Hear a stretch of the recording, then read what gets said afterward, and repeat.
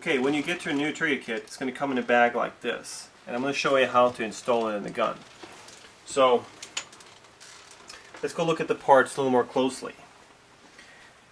The trigger itself, it's a hardened stainless steel trigger with 2 adjustment screws on it. The first screw here, this is what we call the pre-travel screw, and you can adjust that to quite the different distances. And you want to make sure it's fitted to your trigger, because every trigger job, every trigger is going to be different, so that's why we have this adjustment in there. The second adjustment is the over travel screw, and it's adjusted from the top. You can see it comes through here, and it's going to stop the trigger from going back too far. So initially we just set these settings pretty lightly, so we have a lot of adjustment in there.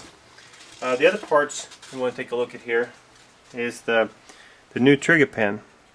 This is also a hardened stainless steel pin, and it's got a threaded end on it, and we put a nut on the other side, and this is how I decided to hold the pin in place. And the benefit of using a pin like this over a roll pin is that this one you can take in and out really easily, so every time you do a job on the trigger, it comes out, puts back in. The roll pin over time will get worn out, and actually what I've seen on the roll pins is they actually come out as you're shooting.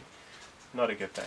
Plus, these are actually made to very exact specifications, so if you try this in the trigger, it's a really nice fit. I mean, you can barely have any sort of slop in there, and I've actually gone through and every single one I ship out, I've gone in and polished them so that they are a little bit, just get a little bit of a nice finish to them, so make sure they slide really easy, and so that your trigger spins on it real lightly. You can also put a little bit of oil in there when you assemble it if you want.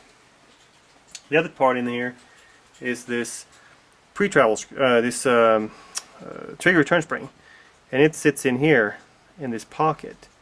And this is actually the factory actually had a similar design back in the 90s, and the current spring is a coil spring, which is really a pain in the ass to take in and out. So I ended up going back to this system, which I always liked because it was really easy to take it in and out. And it's also, I've gone with a 16/1000 music wire, which is what I found to be probably the lightest spring I could make work in the trigger reliably. And down the road we can also experiment with either lighter or heavier springs if you want to, but this seems to work well, does a good job. So now we're going to put it back in the gun. I'm going to use my open gun because this already has the old trigger in there, and I wanted to take a look at this if you get a little closer here. And you can kind of see here how this factory trigger kind of wobbles like this. And if I compare to my limited gun, which already has it installed, and we compare these two here, there's a very minimal movement, but hardly any movement at all.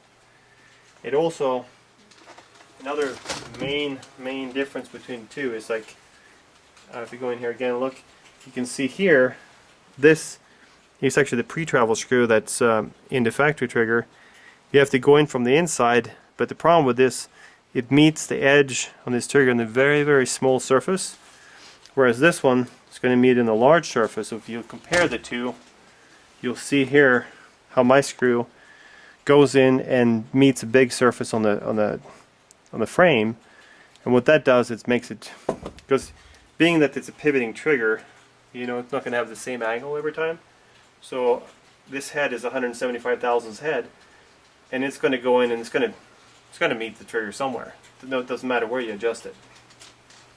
So let's just take this apart and we'll look at it.